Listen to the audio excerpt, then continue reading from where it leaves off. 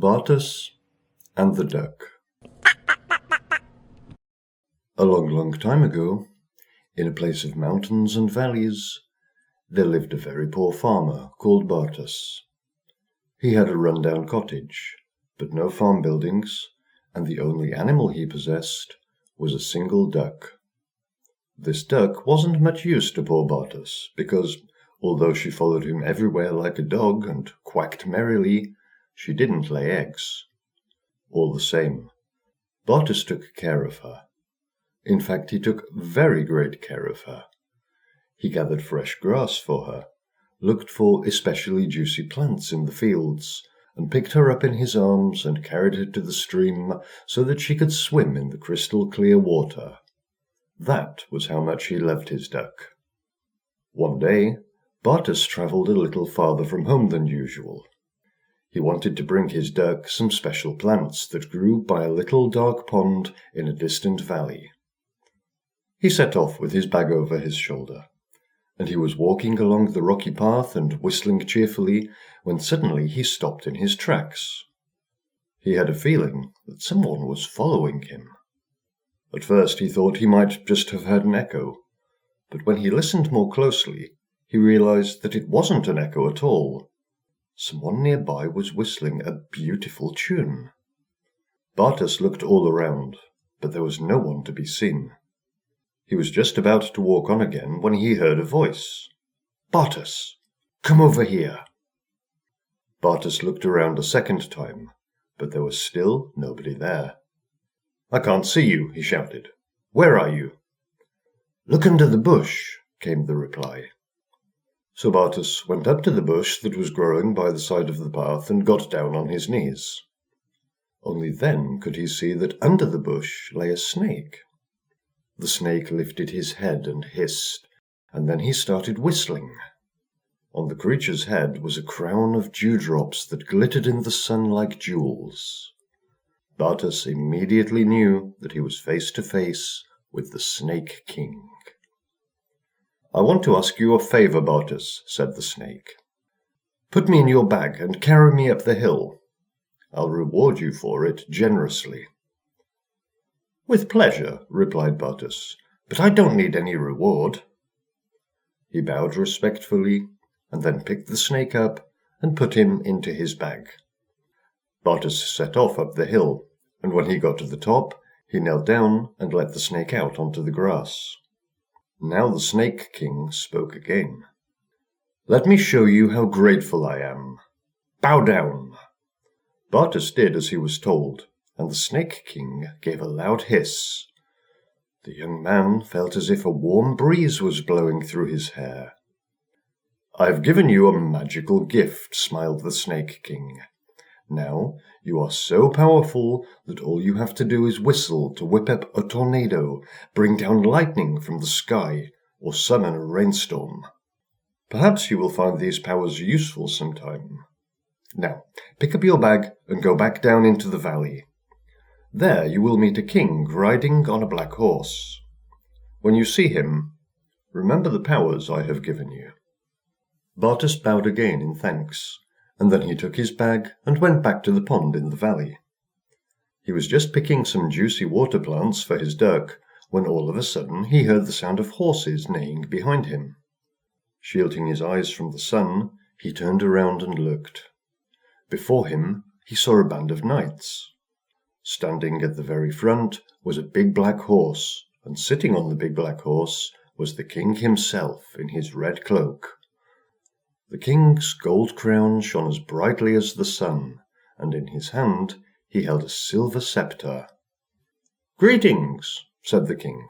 "Who are you?" "They call me Bartus, your majesty." Bartus, you say?" The king scratched his chin with his scepter and continued. "I have travelled a long way and I'm very tired. Is there an inn near here where I could stay for the night?" "Oh, there are no inns around here, your majesty," replied Bartus. "Well, where's the nearest mansion?" "There are no mansions either." "Then where are my knights and I going to stay? We're all exhausted and we absolutely have to rest.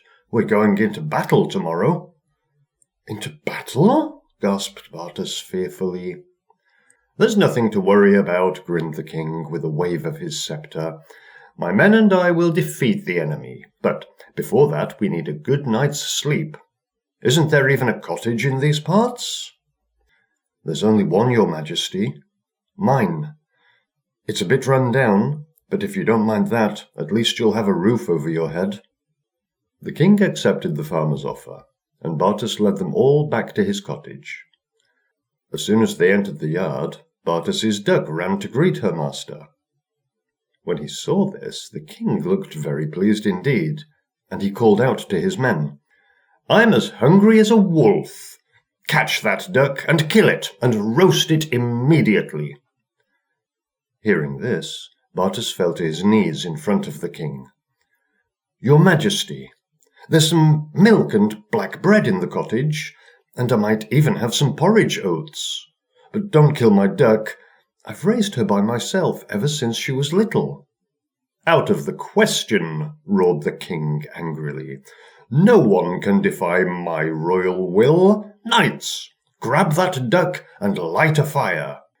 Right away, your majesty, shouted the knights. The blood froze in Bartas's veins. What could he do? He looked up at the king's threatening face once more, and then, all of a sudden, he remembered the other king he had met that day, the Snake King. He remembered the gift the snake had given him, and he decided to try out his new powers after all. Bartas quickly got up off his knees and gave a whistle. The next moment a mighty tornado blew into the farmyard. Bartas looked up, and the king was being carried through the air by the wind with his red cloak flapping behind him. The knights were swept away like autumn leaves, and the tornado took them high above the trees. The king was now sailing over Bartas's cottage. At the last minute he grabbed onto the roof, and he stayed there, clinging on for dear life. Knights, he screamed, help me! But all his knights were still battling against the wind.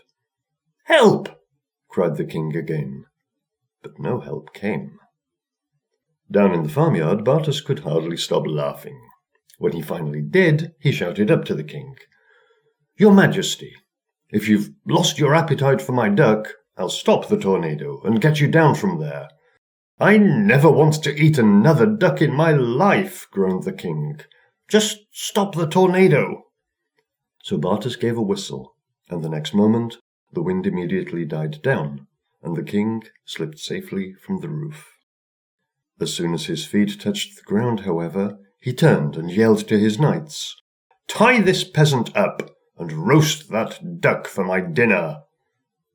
You really are smart, aren't you, your majesty, said Bartas, shaking his head. You just wait. And with that, he whistled again. The next moment, the deafening sound of thunder boomed out, and lightning began to flash so brightly and fiercely that the whole farmyard seemed to be on fire. The king and his knights were terrified, and they didn't know where to run. With bolts of lightning flashing all around him, the king begged Bartas to stop the torture a second time. Still trusting him, Bartas whistled again. But as soon as the last crash of thunder had died away, the king licked his lips.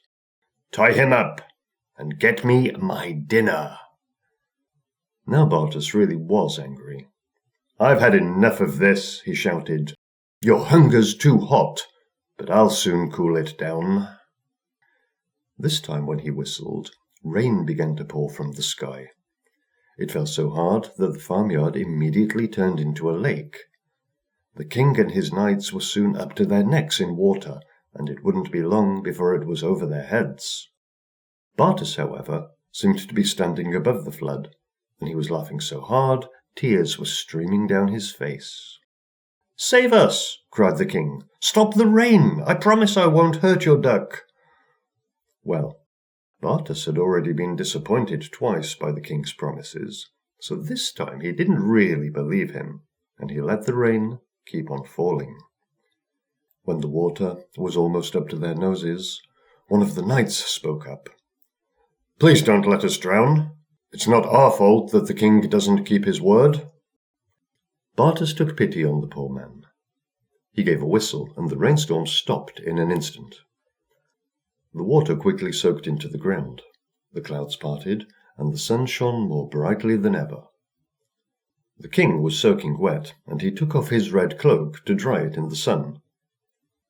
As soon as it was dry, however, the knights grabbed it and threw it over Bartas's shoulders.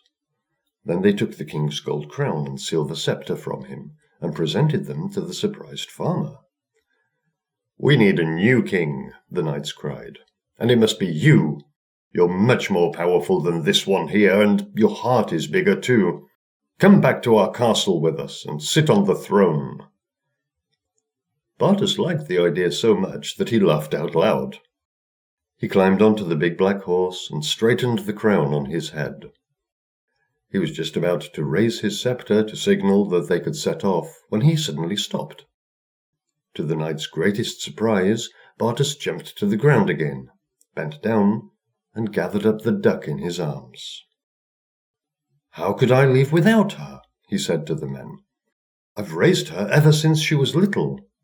She comforted me when I was poor and lonely. I'm not going to abandon her now." And then he leapt back onto the horse and kissed the duck lovingly on the tip of her yellow beak. The next moment, instead of his duck, he found a beautiful princess in his arms. "You have broken the spell that was cast on me," she smiled. And with that, she kissed Bartas back. They rode out into the world with their knights behind them, and they were perfectly happy from that day on. As for the king who couldn't keep his promises, he stayed there in Bartas's cottage and became a woodcutter.